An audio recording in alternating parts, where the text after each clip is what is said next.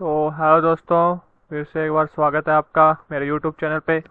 मैं आपका प्यारा दोस्त हेमंत शर्मा। तो अपनी जावास्क्रिप्ट की सीरीज़ चल रही थी। तो आज अपने उसके सीरीज़ में पढ़ने वाले हैं कंडीशनल स्टेटमेंट्स। बहुत ही इंपॉर्टेंट टॉपिक है ये। बहुत जगह आप यूज़, हर एक कोड में, लगभग हर एक लैंग्वेज में इसका यूज हो जाता है। तो ये कॉमन टॉपिक है, तो आप अच्छे से पढ़ना इसे। सभी लैंग्वेज में आपको हेल्प मिलेगी। तो पहले अपने पढ़ते हैं what are conditional statements. Conditional statements allow you code to execute different block of instructions based on certain conditions। तो ये अपने कंडीशनल स्टेटमेंट नाम से पता लग रहा है, कंडीशंस इम्प्लीमेंट कर रहे हैं अपने कहाँ पे, कोड पे। कि अपने को स्पेसिफिक कोड चाहिए जब अपनी स्पेसिफिक कंडीशन पूरी हो रही हो, उसके अकॉर्डिंग अपने वो कोड चलाना चाहते हैं, तो अब अपने ये कंडीशनल स्टेटमेंट का यूज ही जाता है। और ये फ्लो ऑफ एग्जीक्यूशन को कंट्रोल करने में भी हेल्प करती है कि कौन सा ब्लॉक। सिक्वेंशियल फ्लो होता है कि टॉप से लेके बॉटम तक चलेगा। कोड का जो भी कोड देगा टॉप से लेके बॉटम स्कैन होएगा, उसके अकॉर्डिंग चलेगा। तो कंडीशनल सिस्टम क्या है, उसको चेंज कर देती है कि अगर इफ ब्लॉक, एल्स ब्लॉक के अंदर वो कंडीशन फुलफिल नहीं हो रही तो उसको स्किप करके अगले इंस्ट्रक्शन ब्लॉक पे चलता है। जो टाइप्स देख लेते हैं कितनी होती है। Simple one, if else, else if, switch, ternary और नेस्टेड इफ। ये सब अपने पढ़ेंगे आज के वीडियो में। तो एक बेसिक एग्जांपल देख लेते हैं स्लाइड में। If age greater than equal to, ये आपको चला के दिखा देता हूँ, कॉपी होता है क्या यहाँ से। एडिटर पे काम करते हैं।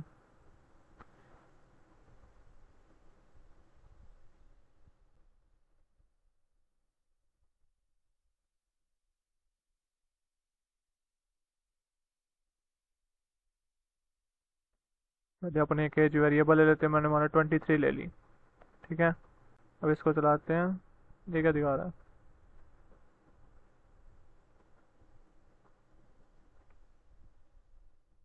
इसमें सिंपली क्या है कि अपने किस वेरिएबल के ऊपर कंडीशन डाल रहे हैं, एज के ऊपर। क्या ला रहे हैं कि अगर वो ग्रेटर देन इक्वल टू 18 है तो ये अंदर वाला ब्लॉक एग्जीक्यूट होएगा, नहीं तो कुछ नहीं आउटपुट में आएगा। तो ये चला दिया मैंने। ये अंदर वाला एग्जीक्यूट हो गया क्योंकि ये ट्रू कंडीशन है इसके अंदर। ये क्या होते थे, असाइनमेंट ऑपरेटर है ये दो में ही देते हैं। इक्वालिटी ऑपरेटर चेक कर रहे हैं तो ये दो में ट्रू फॉल्स में आंसर देते हैं। एज, ये रही एज, इसके अंदर वैल्यू क्या, 23। 23 18 से बड़ा या छोटा है, बड़ा इक्वल है, हाँ जी है, तो ये ट्रू। ट्रू है, ब्लॉक के अंदर इसने फ्लो चला एग्जीक्यूशन का और ये कंसोल में जो भी लिखा हुआ प्रिंट कर दिया। मान लो मैं इसके अंदर अब 13 दे दूँ तो चलेगा, देखते हैं। अभी कुछ प्रिंट आउट नहीं है, क्यों? क्योंकि ये ट्रू नहीं है, तो ये ब्लॉक चला नहीं, उसके बाद कोई कोड नहीं है, तो ये बंद हो गया। अब इसी में अपने समझ लेते हैं इफ एल्स। इफ एल्स में क्या है कि लो करते हैं कोई वैल्यू, इसको कॉपी कर लेते हैं, जरूरत पड़ेगी।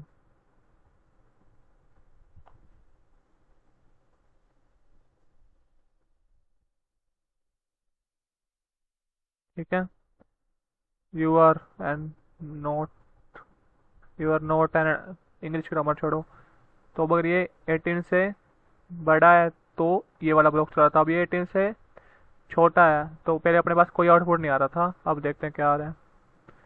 अब ये आ गया you are and not an adult. ठीक है, तो क्या होता है कि जो इफ कंडीशन फुलफिल नहीं कर पाता ना, वो फिर एल्स में चला जाता है कि अपने को कोई ना कोई आउटपुट तो चाहिए होता है एट द लास्ट। तो अपने फिर इफ एल्स से संभालते हैं। अगर ए कंडीशन फुलफिल नहीं हो पा रही तो फिर एल्स वाला प्रिंट कर दो कि अगर ये नहीं है तो ये होगा। तो ये होता है। अब इसके बाद आता है एल्स इफ। मान लो कि इसमें मैं अडल्ट या फिर ड्राइविंग के लिए देख लेते हैं, कुछ भी देख लेते हैं। तो अगर एज है 18 से, मान लो एज है लेस देन इक्वल टू 10 है, you are and, you are बच्चा, बच्चा है तो ठीक है, बच्चा लिख दिया। अब एल सिफ का देख लेते हैं। एल सिफ का होता है मल्टीपल कंडीशन अपने को डालनी है, तो इसलिए होता है अगर age less than equal to है 22 के, एंड ऑपरेटर पढ़ेंगे। अगर ऐसे नहीं करना तो मान कर लो कि अगर 10 से बड़ी है, इक्वल है एज और है छोटी 22 से, तो इसके अंदर कोई कंडीशन डाल देते हैं, यू आर अडल्ट। एल्स में बुढ़ा डाल देते हैं, यू आर बुढ़ा। ठीक है, अब चला के देखते हैं किस में आती है। यू आर एडल्ट में आ गई, क्यों 13 चेक करेगा, एज के अंदर कंडीशन डाली है, एज क्या 10 से छोटी है 13 नहीं, 10 और 22 के बीच में 13 एज, हाँ तो ये वाला ब्लॉक चला गया। अब अपने मल्टीपल कंडीशन चेक कर रहे हैं, मल्टीपल कंडीशन के लिए एल्स इफ यूज हो जाता है। अगर मान लो ये 22 से बड़ी होती 44 होती, तो आप बताओ क्या चलेगा। बिल्कुल सही, फिर भी ये चल रहा है, ये क्या चल रहा है। अच्छा 10 से एंड डालनी पड़ेगी, एंड लगेगा इसमें, एंड ऑपरेटर का यूज होगा मल्टीपल कंडीशन है। And age is greater than equal to 10, you are बुड्ढा, इसमें एंड ऑपरेटर का यूज होगा। वैसे कंडीशन डाल दो एक चेक हो जाती है, अगली मिल जाता है, ये आपको बाद में समझ आ जाएगा। एंड ऑपरेटर तो आपको बेसिक पता ही होगा अगर आपकी पहले से कोई दिक्कत है। एंड बता देता हूँ, एंड ये होता है कि दोनों कंडीशन को चेक सेटिस्फाई करता है। अगर ये भी कंडीशन सेटिस्फाई है और ये भी कंडीशन सेटिस्फाई है तो ये वाला ब्लॉक एग्जीक्यूट करना है, नहीं तो नहीं करना।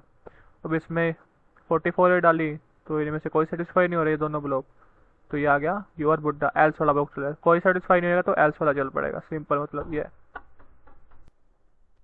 तो अब अपने नेस्टिंग इफ एल्स का देख लेते हैं।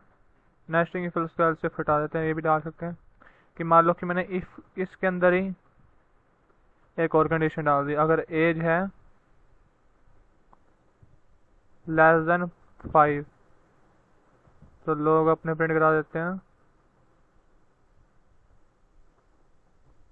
तो 0 प्रिंट करा देते हैं, नंबर ले लेते हैं ना। तो एल्स में 1 प्रिंट करा देते हैं।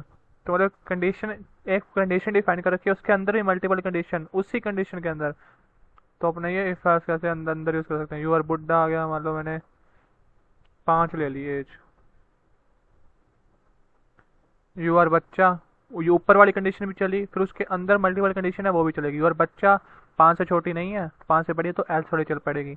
तो ये नेस्टिंग इफ एल्स सारे इफ एल्स अपने कवर कर लिए हैं। तो अपने चलते हैं अपनी स्लाइड की ओर। क्या था ये, इसमें कंडीशन देख लेते हैं। यही था, इफ एल्स ब्लॉक टेम्परेचर बढ़ा है तो इट्स हॉट, नहीं तो ये प्रिंट करना है। स्विच केस पढ़ लेते हैं, टर्नरी टर्नरी और स्विच केस इंपॉर्टेंट केस रह गए अपने, वो देख लेते हैं। और ये बाकी सारे इतना कुछ खास नहीं है सर, ये बेस्ट प्रैक्टिस है, या प्रैक्टिस करोगे तभी आएगी, पढ़ने से कुछ नहीं आएगा सर। अपने टर्नरी केस देख लेते हैं, फिर स्विच केस पढ़ेंगे, और फिर आपको मैं डॉक्यूमेंटेशन भी लेके जाऊंगा एक वेबसाइट की, वहाँ से चक लेंगे कोड। तो टाइम खराब नहीं करेंगे ज़्यादा। तो टर्नरी ऑपरेटर में क्या है कि अगर दो कंडीशन है ना, सिर्फ दो कंडीशन, जैसे इफ एल्स है वो अपने सारा टर्नरी सिर्फ इफ और एल्स वाला, इफ एल्स एल्स इफ नहीं होना चाहिए उसमें। और लिख सकते हैं पर वो थोड़ा मुश्किल पड़ जाता है कंडीशन के अंदर वो, और ये थोड़ा सिंटेक्स भी आसान होता है। इसमें क्या होता है कि एक पहले कंडीशन आएगी, फिर ये क्वेश्चन मार्क, जो ट्रू वैल्यू है वो आ जाएगी, फिर एक सेमी कोलन, फिर जो फॉल्स है वो चलेगा। अंदर क्या आएगा सिंटेक्स इसका, कंडीशन आएगी। ठीक है, ये इसका सिंटेक्स रहता है। तो अपने एक बेसिक डिफाइन करते हैं, जैसे एज ही ले लेते हैं, ऊपर चला था एज अपने 5 6 ले लेते हैं, चलो ठीक है। और यहाँ मैंने कंडीशन डाल दी कि इफ लगाने की जरूरत नहीं, इसमें ब्रैकेट्स में लो, age divided by 2 equal to 0 है। अगर वो इवन है तो कंडीशन चला दो लॉग वाली, अपने को प्रिंट करना है, बच गया। नहीं तो सेमी कोलन लगाओ और लॉग डालो, अपने को कंडीशन टू गया। ठीक है, ये हो गया। अपने चला के देखते हैं इसको क्या दिक्कत आ रही है।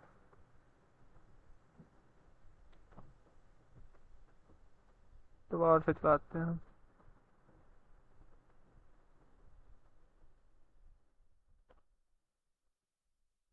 क्या कह रहा है ये,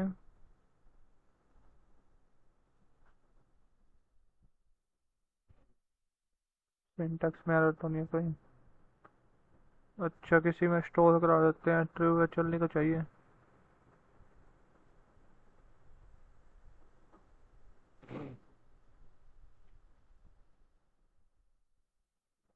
एयर डिफाइन है ना, एयर डिफाइन है। इसको किसी मैसेज में स्टोर करके देखते हैं, लेट रिजल्ट इक्वल टू, फिर इसको लॉग डॉट देते हैं रिजल्ट। बच क्या आ रहा है, एज टू से डिविजिबल है तो आ रहा है। इसको 1 कर देता हूँ तो क्या आएगा, 2 गया। इसको किसी पता नहीं क्यों दिक्कत आ रही थी, इसको किसी रिजल्ट में स्टोर कराना पड़ रहा था, फिर उस रिजल्ट को मैंने प्रिंट करा है। ऐसे चलेगा नहीं क्या कंसोल डॉट लॉग। इसको इसको मैं रीचेक करके आगे बताऊंगा, कंसोल डॉट लॉग चलता नहीं क्या इस कंडीशन के अंदर। ये सीधे स्ट्रिंग पास कर देते हैं, जो स्ट्रिंग आएगी उधर आ जाएगा। बेस्ट बेस्ट प्रैक्टिस में नहीं होगा, जैसे मेरे को कोड करके पता लगा कि लोग मेरे अंदर नहीं चलाना चाहिए तो नहीं चलाना चाहिए, स्ट्रिंग पास कर दी। अगर वो डिविजिबल बाई 2 है तो जो फर्स्ट आ रहा है क्वेश्चन मार्क के बाद वो अपने ट्रू ट्रू में चला जाता है, और फॉल्स आता है कॉलन के बाद। तो वैसे अब डिविजिबल 2 था तो आ रहा था, अब अपने एज की वैल्यू करती 1, वो गया ओड। ओड है तो लास्ट ये वाला चलेगा 2 गया। तो टर्नरी ऑपरेटर बहुत यूज होता है कोडिंग में, क्योंकि आसान होता है ना, 1 लाइन में आता है, स्पेस थोड़ा ज़्यादा कोड स्पेस ले आता है, तो अपने टर्नरी ऑपरेटर मोस्टली यूज़ करते हैं। आप भी अगर कोई प्रोजेक्ट वगैरह बनाओगे आपको पता लग जाएगा। अपने चलते हैं स्विच केस में क्या आपको वेबसाइट में ले जाना दूँगा। इसमें बेसिक अपने इफ एल्स पढ़ लिया है, यहाँ से आप गिग्स फॉर 6 की वेबसाइट है, यहाँ से आप पढ़ सकते हो, बढ़िया वेबसाइट है, बढ़िया अच्छा डॉक्यूमेंटेशन होता है इनका। एल्स भी पढ़ लिया है, और स्विच केस का आपको मैं कोड कॉपी कर लेते हैं, यहाँ पे समझा देता हूँ। पहले ये चला के दिखाते हैं, रन कर रहे हैं। कंसोल डॉट ब्रांच तो करी नहीं हुई,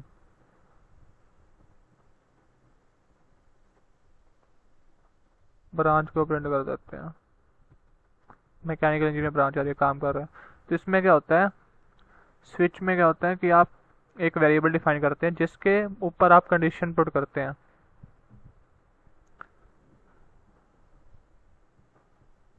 जिसके ऊपर आप केसेस बनाना चाहते हैं, जैसे मैं मार्क्स के ऊपर केसेस बनाना चाहता हूँ, एज के ऊपर केसेस बनाना, इफ जो इफ के अंदर कंडीशन डालते थे वैसे ही बस उसको वेरिएबल को बाहर डिफाइन कर लेते हैं, उसको सीधा रेफरेंस लेकर उसको डिफाइन करते हैं। इफ जैसे ही है, इतना कोई नहीं है, जिसमें हम मल्टीपल कंडीशन डाल सकते हैं। तो स्विच के अंदर मैंने ट्रू डाल दिया कि हर एक बार चलेगा, ठीक है। तो अब क्या इसमें क्या होता है, स्विच इसका कीवर्ड यूज होता है, उसके अंदर कंडीशन डालते हैं। इसमें मैंने ट्रू डाल रखी है, मार्क्स भी डाल सकते होगी। 1 से लेके कुछ भी नंबर हो तो वो ट्रू माना जाता है, और 0 है तो फॉल्स माना जाता है। तो ये बस इस ट्रू डाल दो, कोई बात नहीं है। तो वही स्विच कीवर्ड आया, फिर ये कंडीशन कोलन वो जैसे टर्नरी ऑपरेटर डाल वैसे उसने ट्रू डाल दिया, मेरे से चलेगा। फिर ये ब्रैकेट्स आ गई, ब्रैकेट्स के अंदर अब आता है, पहले आता है केस, केस लिखना होता है। फिर जो अपने को कोड लिखना है वो लिखना होता है, फिर ब्रेक लिखना होता है। अगर मैं ब्रेक हटा दूँ, अगर मैं सबसे ब्रेक हटा दूँ, फिर आपको पता लगेगा क्या प्रॉब्लम आ रही थी। अभी तो अपने पास एक आउटपुट आया था ना मैकेनिकल इंजीनियर, क्योंकि वो केस उसी के अंदर आ रहा था। अब क्या अपनी वैल्यू 85, 85 से बड़ा बड़ा क्या है, 85 से बड़ा बड़ा आ रहा है। मैकेनिकल इंजीनियर भी और कंप्यूटर साइंस इंजीनियर भी है, तो ये प्रॉब्लम आती है। बायो बायो अच्छा डिफॉल्ट में आ गया क्या, case marks greater than equal to, greater than equal to,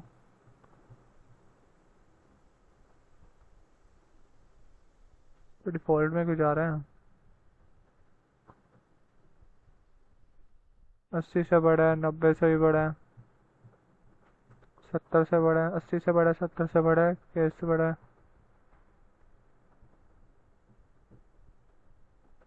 ये किसी में कंसीडर ही नहीं कर रहा, ये मतलब हुआ इसका। मार्क्स इसमें क्या हो रहा था,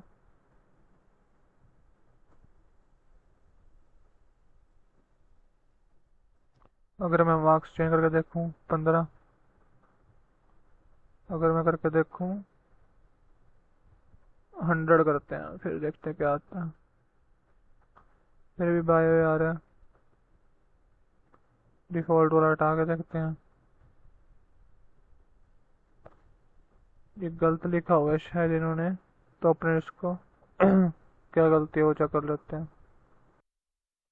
तो इस कोड को सही कर लिया है, मतलब ब्रेक वगैरह हटा दिया, डिफॉल्ट भी हटा दिया, अपने इसको अच्छे से समझेंगे हर एक केसेस को। तो अपने मार्क्स क्या थे, 100 थे। तो 100 में, तो इसमें क्या होता है, सिक्वेंशियल फ्लो होता है, ऊपर से नीचे तक चलता है, ठीक है। स्विच में क्या ट्रू देखा, कंडीशन ट्रू है, स्विच में तो हर एक चलेगा। केस मार्क्स ग्रेटर देन 90, हाँ 90 है, कंप्यूटर साइंस इंजीनियर आ गया। तो मतलब ये आउटपुट आना चाहिए था, पर क्या हो रहा है कि अब ब्रेक लगा नहीं रखा, तो अगले केस भी चेक करेगा, अगले केस में भी हाँ ये भी ट्रू है, मैकेनिकल इंजीनियर केमिकल इंजीनियर भी ट्रू है, इलेक्ट्रिक आएगा, सिविल आएगा। अब ये खत्म हो गया, तो ब्रांच में अपने वैल्यू स्टोर करा रहे हैं जो जो आ रहे हैं।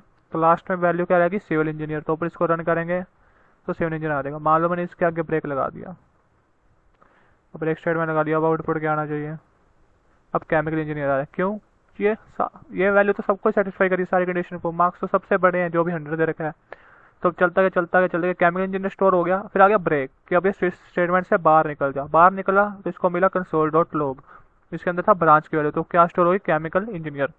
तो इसलिए हर एक कंडीशन के आगे ब्रेक लगाना जरूरी होता है कि अगर वो कंडीशन अपनी ट्रू मिल गई तो अपने को आगे वाले केसेस रिजेक्ट होना करना है, नहीं तो वो अपना आउटपुट जो अपने को चाहिए वैसा अपने को आउटपुट नहीं मिलेगा। और फिर आता है डिफ़ॉल्ट का काम। डिफ़ॉल्ट में क्या है कि अगर अपने को कोई भी कंडीशन, जैसे एल्स है, कोई कंडीशन नहीं मिली तो वो प्रिंट कर दो, नो आउटपुट।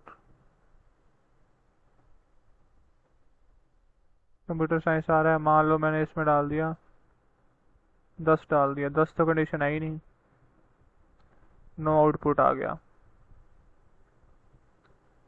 डिफ़ॉल्ट का ब्रेक लगाने की जरूरत तो नहीं है, वैसे लास्ट में ही चलेगा, लगाने लगा तो आपकी मर्जी है। नो आउटपुट आ गया। और ब्रांच प्रिंट करा रहे हैं, ब्रांच में कुछ आएगा नहीं, ब्रांच के अंदर स्टोर करा लेते हैं, फिर अनडिफाइन आ रहा है ना ब्रांच।